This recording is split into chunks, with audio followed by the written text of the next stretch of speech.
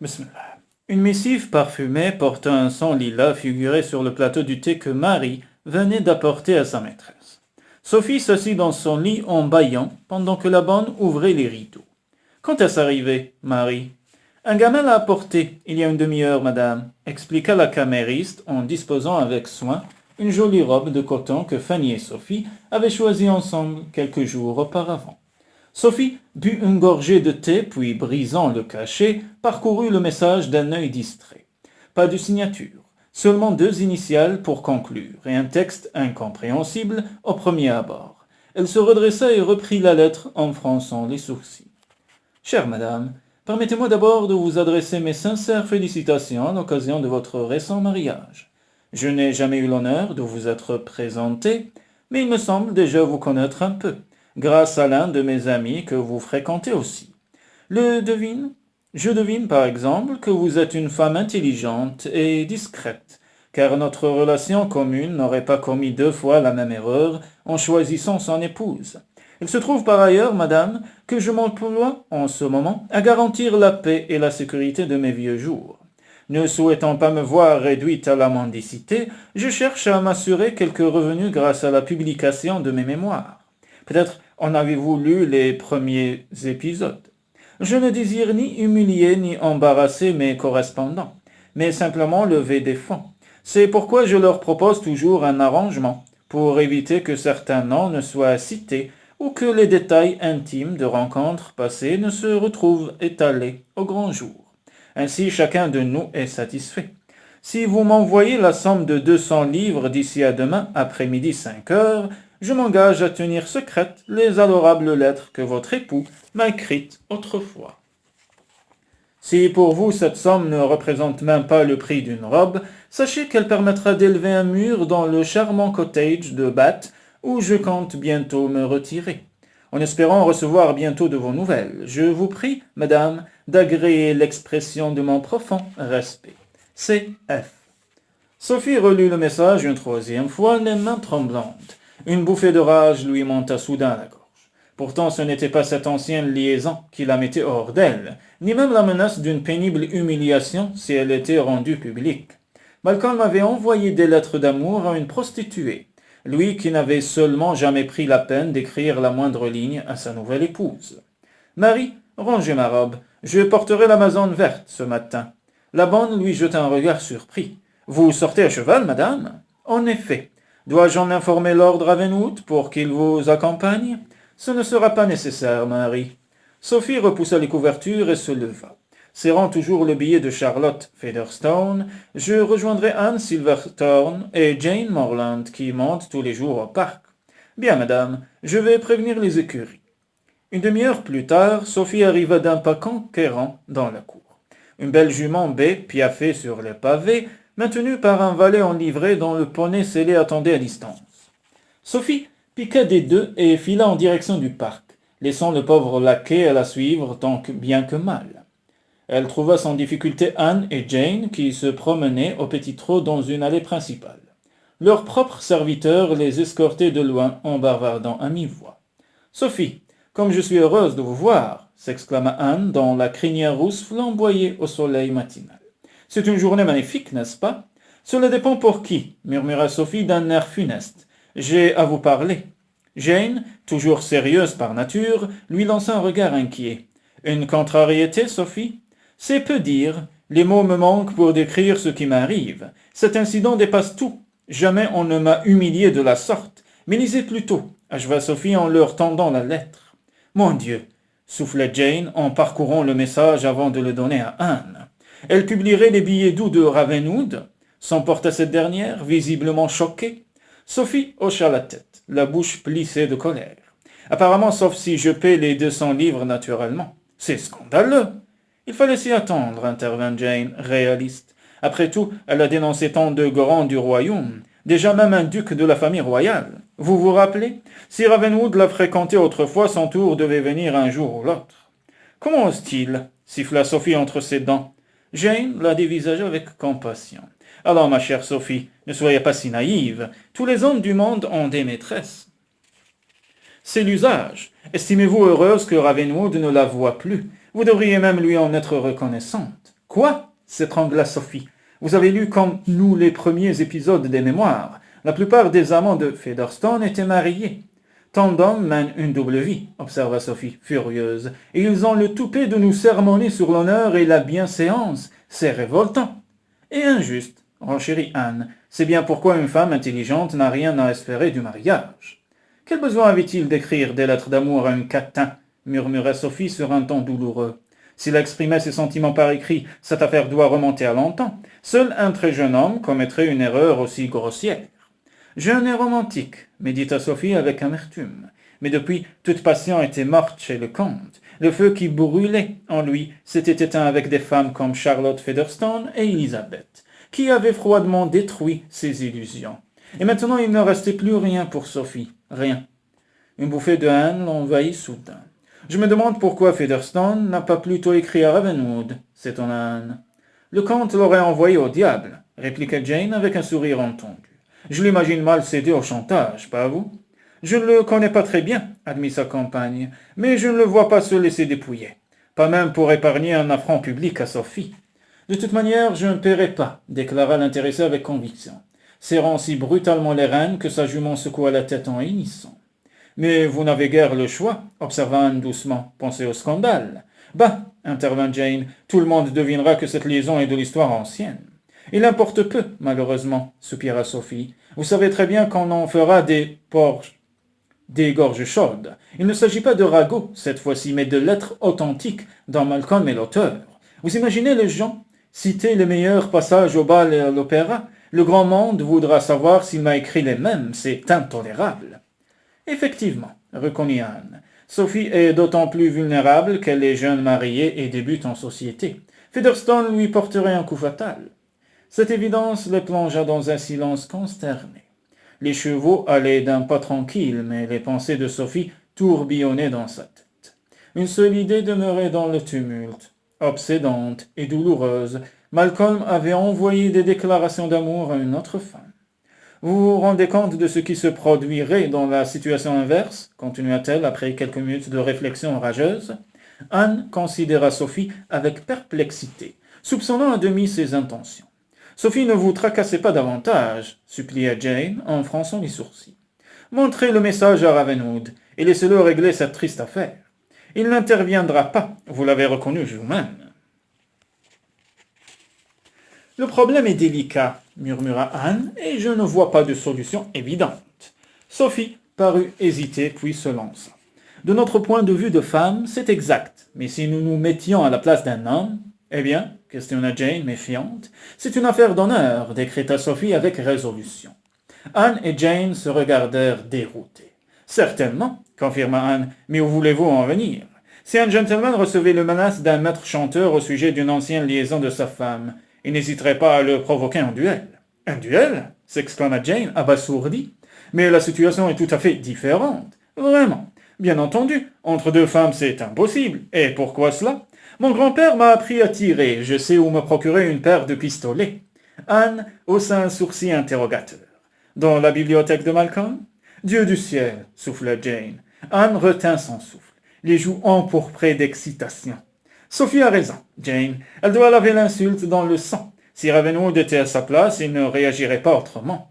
Il me faudrait de ce gant, médita Sophie qui examinait déjà les détails pratiques. Vous pouvez compter sur moi, promit Anne. Justement, je sais charger une arme, et Jane sera des nôtres, n'est-ce pas, Jane? L'intéressé poussa une exclamation de désespoir. C'est de la démence pure et simple. Soyez raisonnable, Sophie, abandonnez ce projet. Et pourquoi cela? Featherstone n'acceptera jamais de toute manière. Je n'en suis pas si sûre, murmura Sophie. C'est un être d'exception, ne l'oubliez pas. Elle a le goût du danger et de l'aventure. Elle n'en serait pas là aujourd'hui sans un courage hors du commun. De là à risquer sa vie en duel, si elle est femme d'honneur, elle y consentira. Mais justement, Sophie, insista Jane, Featherstone n'a pas de morale, c'est une courtisane, une demi-mondaine, une prostituée. Ne mélangeons pas tout. Sa profession et ses valeurs sont deux choses différentes. En lisant les mémoires, j'ai eu le sentiment qu'elle possédait aussi son propre code de l'honneur. Une personne estimable ne devient pas maître chanteur. Peut-être, concéda Sophie, pensive. Mais là encore, les circonstances sont particulières. Elle pense sans doute que les hommes qui se sont servis d'elle autrefois doivent maintenant assurer sa retraite. D'après ce que l'on raconte, elle tient ses engagements et ne dénonce pas ceux qui paient, appuya Anne. Featherstone serait donc femme de parole? Ne me dites pas que vous prenez son parti, s'offusqua Jane. Je me moque de savoir combien elle obtient des autres, mais les lettres de Malcolm ne paraîtront pas. Un point, c'est tout, décréta Sophie sur un ton catégorique. Alors donnez-lui ses 200 livres et n'en parlons plus, puisqu'elle a ton honneur. Elle ne publiera pas ses billets doux. Pas question, Jane. Je n'aurais pas cette lâcheté. Ce serait une honte. Je n'ai pas le choix, voyez-vous. Un homme réagirait tout pareil. Doux Seigneur, chuchota Jane, au désespoir. Cette logique me dépasse complètement. Je n'arrive pas à y croire. Puis-je compter sur vous, mes amis? Demanda Sophie. Je suis ton homme, pouffa Anne, et Jane aussi. Elle est un peu déroutée, c'est tout. Seigneur, répéta cette dernière. Très bien, conclut Sophie. Ma première démarche sera de provoquer Featherstone en duel. Je vais lui envoyer un message aujourd'hui même. Je m'assurerai personnellement qu'il lui parvient en main propre, déclara fièrement Anne. Je suis votre second, non? Jane pivota brusquement vers elle, scandalisée. Êtes-vous folle? Rendre visite à un catin? Et si l'on vous y surprend, plus personne n'acceptera de vous recevoir. Vous devrez vous exiler à la campagne, chez votre beau-père. C'est ce que vous voulez? Anne pâlit, et un éclair de crainte traversa ses yeux. Non, bien sûr, répliqua-t-elle d'une voix moins assurée. Frappée par sa réaction, Sophie fronça les sourcils. Anne, je ne veux pas que vous preniez des risques inconsidérés pour moi. Mais la jeune fille secoua bientôt la tête, reprenant ses couleurs. Il n'y a pas de problème, assura-t-elle, les yeux brillants. Je sais exactement comment procéder, vous m'enverrez un coursier avec le message destiné à Featherstone. Et ensuite, je le lui porterai moi-même, sous un déguisement. Ne vous inquiétez pas, on n'y verra que du feu. Je m'habillerai en homme et tout le monde sera dupe. Ce ne sera pas la première fois. Oui, médita Sophie, pourquoi pas? Le regard anxieux de Jane passait de l'une à l'autre. C'est de la pure démence. Je refuse de m'abaisser, c'est tout, répliqua Sophie avec simplicité. Espérons seulement que Featherstone relèvera le défi. Eh bien, moi, je prie pour le contraire, conclut Jane. Quand Sophie rentra chez elle, une demi-heure plus tard, le majordome l'informa que Malcolm désirait lui parler. Son premier mouvement fut de se dérober en prétextant une migraine. Comment agir comme si de rien n'était après un pareil outrage? Et puis elle devait écrire la lettre à Featherstone. Mais elle refusait d'avoir la lâcheté de le fuir, pas aujourd'hui. Merci, Guppy, répliqua-t-elle. Elle se dirigea alors d'un pas décidé vers le bureau de Malcolm. Ravenwood leva les yeux de son livre de comptes, tandis qu'elle s'engouffrait dans la pièce. Il se leva poliment. « Bonjour, Sophie. Vous êtes montée à cheval ce matin. »« En effet, le temps est idéal, » expliqua-t-elle tout en repérant la paire de pistolets accrochés au mur. Les deux armes jumelles, aux lourds canons de sinistres augures, étaient signées Montant, l'un des armuriers les plus renommés de Londres. Malcolm lui adressa un petit sourire de reproche. « Si vous m'aviez prévenu, j'aurais été ravi de vous accompagner. »« Je me suis promené avec des amis. » Il haussa un sourcil chagrin. « Je vois. Dois-je en déduire que je compte moins qu'elle ?» Sophie le considéra un moment, risquait-on sa vie pour une simple relation. « Vous êtes mon époux, monsieur. C'est différent. »« J'aimerais pourtant gagner votre amitié, » insista Malcolm. « Et cessez cette moue dubitative, ma chère. C'est tout à fait possible si nous nous y appliquons, tous les deux. La prochaine fois, permettez-moi donc de venir avec vous. »« Merci, monsieur. J'y songerai.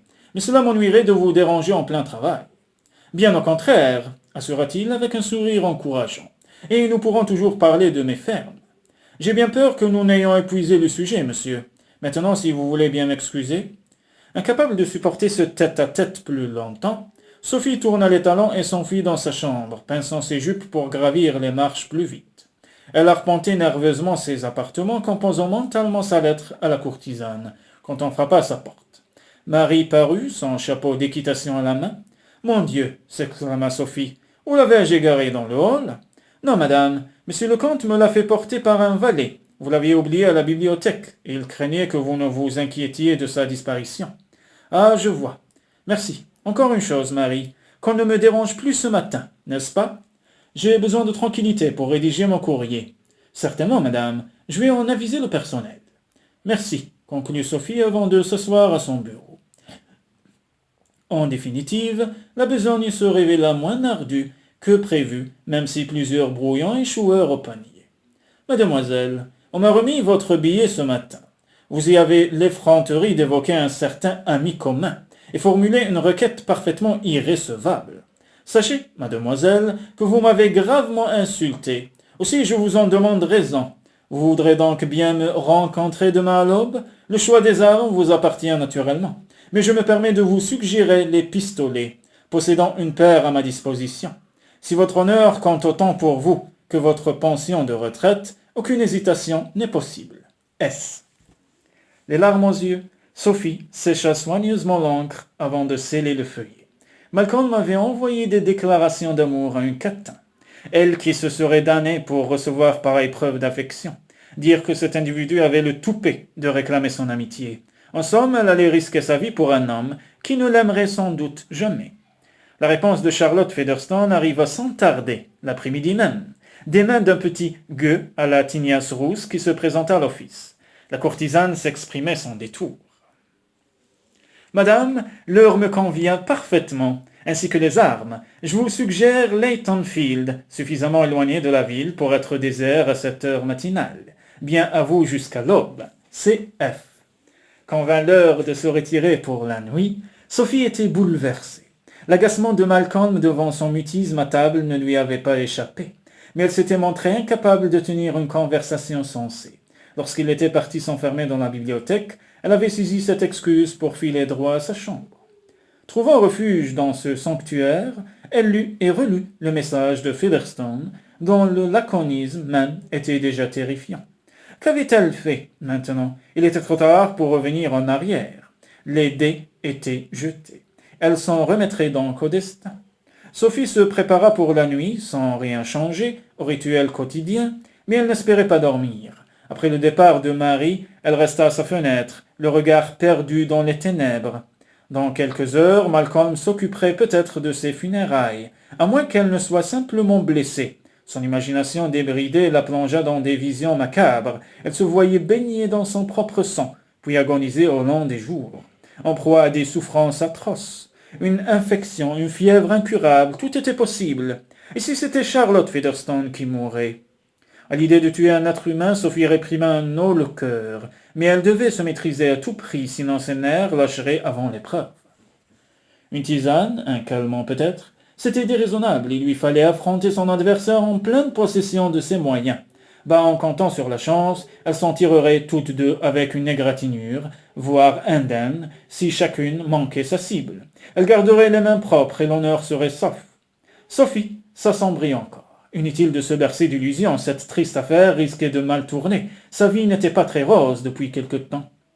La panique montait. Elle frissonna. Comment les hommes surmontaient-ils l'horreur de cette attente sans autre perspective que la mort? Et un duel n'était rien à côté des champs de bataille ou des combats navals. Sophie trembla soudain et dut s'asseoir. Malcolm avait-il subi les mêmes affres? Puis elle se rappela l'homme qui l'avait provoqué pour venger Elizabeth. Ensuite, il s'était enrôlé sous Wellington. Il avait aussi vécu les veilles de combat. Peut-être les hommes avaient-ils les nerfs plus solides, ou alors ils apprenaient à se contrôler. Sophie retourna à la fenêtre, pensive. Ce code de l'honneur lui sembla soudain dur, implacable, indifférent à la souffrance humaine. Mais en s'y confrontant, un gentleman gagnait le respect de ses pairs. Quand tout serait terminé, Malcolm lui devrait au moins une certaine considération, à moins qu'il ne se moque, chercher à égaler les hommes qu'elle ridicule. Sophie se détourna brusquement, et son regard tomba sur le petit coffret à bijoux, l'anneau d'Amélia. Une bouffée de regret l'envahit soudain. Si la mort l'enlevait demain, plus personne ne vengerait sa sœur. Qu'est-ce qui compte le plus? Songea-t-elle, châtier l'amant d'Amélia ou empêcher la publication des lettres? Mais elle connaissait la réponse depuis longtemps. Ses sentiments pour Malcolm étaient 1000 fois plus forts qu'une résolution d'adolescente. Aurait-elle dû avoir honte? Décidément, le dilemme était insoluble. Accablée, Sophie se figea, la tête entre les mains. Elle aurait voulu s'enfuir loin, très loin, pour ne revenir que lorsque tout serait terminé. Absorbée dans ses réflexions, elle n'entendit pas la porte de communication s'ouvrir derrière elle. « Sophie ?» Elle pivota brusquement. « Malcolm, je ne vous attendais pas, monsieur. J'ai l'habitude. » Il s'avança avec une nonchalance feinte, lui lançant un regard attentif. « Vous avez des soucis, ma chère? Vous ne sembliez pas bien au dîner. »« Non, c'est vrai. » « Une migraine? Non, non, je vous remercie, répliqua-t-elle spontanément, s'apercevant trop tard qu'elle aurait pu se raccrocher à cette excuse. Elle plissa le front, incapable d'imaginer un autre prétexte. Une digestion difficile, peut-être. Malcolm se mit à rire. Ne cherchez pas davantage, dit-il gentiment. Nous savons tous les deux que vous mentez très mal. Il vint se poster devant elle. Pourquoi n'avouez-vous pas la vérité? Vous m'en voulez, n'est-ce pas?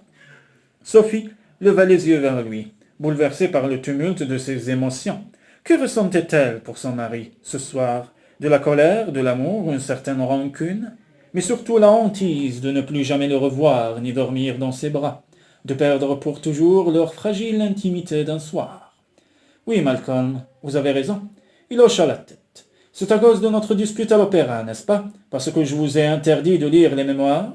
Sophie haussa les épaules, jouant avec le couvercle de son coffret. Vous m'avez promis de me laisser libre de mes lectures, monsieur. Le regard de Malcolm erra sur la boîte à bijoux avant de se poser sur le visage de sa femme qui se dérobait dans l'ombre. Décidément, je vous déçois partout, au lit comme ailleurs. Elle releva brusquement la tête. Oh non, Malcolm, je n'ai pas eu à me plaindre au lit. C'est-à-dire, elle s'éclaircit la gorge. Ce qui s'est produit l'autre nuit était tout à fait supportable, même agréable à certains moments. Malcolm lui attrapa le menton et la força à le regarder.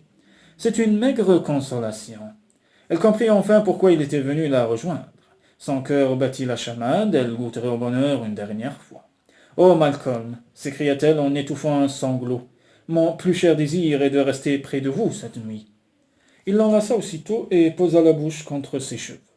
Si vous me réservez ce genre d'accueil quand vous êtes en colère, je m'emploierai à vous contrarier plus souvent, observa-t-il, mi-étonné, mi-rieur.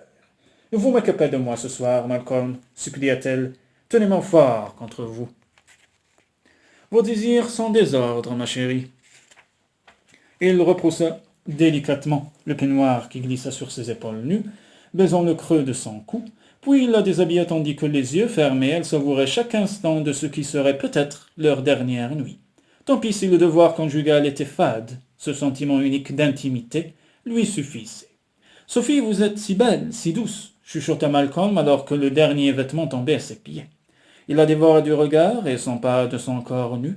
Sophie frémit, sentant les palmes de Malcolm contre ses seins. De ses pouces, il en éveilla doucement les pointes roses qui se dressèrent d'impatience. Puis il suivit le galbe de ses hanches, lui enserrant la taille. « Touchez-moi, » demanda Malcolm d'une voix rauque. Écartant les pans de son peignoir, elle posa alors les mains contre sa puissante poitrine. « Vous êtes si fort, » murmura-t-elle admirative. « Mais vous savez aussi me rendre très faible. » Il la souleva jusqu'à ce que Sophie le dépasse d'une tête et elle plongea dans son regard émeraude, rêvant de s'y noyer comme dans un lac brillant. Le vêtement s'ouvrit et elle redescendit doucement, se moula contre lui, émue par leur intimité. Elle ferma les yeux. Une seconde plus tard, il la déposait au centre du grand lit et s'allongeait près d'elle. Entremêlant leurs jambes, il la caressa avec douceur. Ses mains se refermèrent sur chaque courbe, ses doigts explorèrent l'aimant et les vallées de son corps offert. Tout ce temps, il lui parlait décrivant la volupté qu'elle connaîtrait entre ses bras, lui donnant les ordres tendres de l'amour. « Tu me voudras si fort que tu me supplieras, et alors seulement je te prendrai, Sophie. » Il se pencha sur elle pour un baiser passionné. « C'est peut-être la dernière fois, » songea-t-elle désespérément. Malcolm était la vie, et demain peut-être elle tomberait morte dans l'herbe humide et froide de Leighton Field. Elle s'accrocha plus fort à lui et n'opposa aucune résistance quand sa main s'insinuait entre ses cuisses. Malcolm l'encouragea d'un mot, faisant monter son désir sans se laisser submerger par le sien. Sa langue parcourut ses seins avec une lenteur insupportable, éveillant mille paillettes de plaisir en elle, puis de son pouce il taquina une petite éminence de chair cachée, et elle perdit tout contrôle. « Malcolm, non, par pitié !» Elle plongea les doigts dans sa chevelure de jet et cria encore, tandis que Malcolm, là maintenant, contre lui, continuait ses caresses impudiques. « Je ne veux pas... » Oh ! Un long frisson, tremblé, la traversa soudain, et elle oubliait tout. Le duel, ses angoisses, ses attouchements étranges, tout sauf l'homme qui lui donnait tant de plaisir. Malcolm s'allongea alors sur elle et la pénétra doucement, puis il s'abandonna au rythme instinctif de leur union jusqu'à ce qu'il cède lui aussi à l'extase, entraînant à nouveau Sophie vers des jouissances inconnues. bouleversée, et lui ouvrit enfin son cœur. « Je vous aime, Malcolm, je vous aime.